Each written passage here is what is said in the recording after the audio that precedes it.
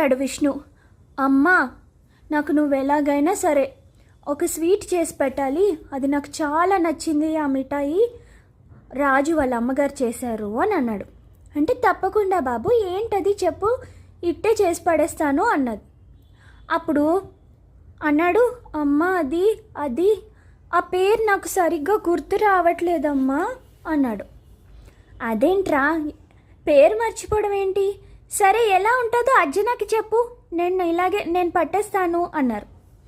అప్పుడు ఆలోచించి అవిసెలా, ఆ తర్వాత ఏంటి అవిస అంటే అవిసెలేంటి నాన్న, అవిసెలు లాంటి మిఠాయి ఏం లేదే, అలాంటి తీపి పదార్థం ఏం లేదే అన్నారు. అప్పుడు చాలాసేపు ఆలోచించాడు. అలకలు ఇలకలు ఏమిటేంటో పేర్లు చెప్తున్నాడు. చాలే, నువ్వు హాస్యం చేస్తున్నావు అని నాకు అర్థమైంది.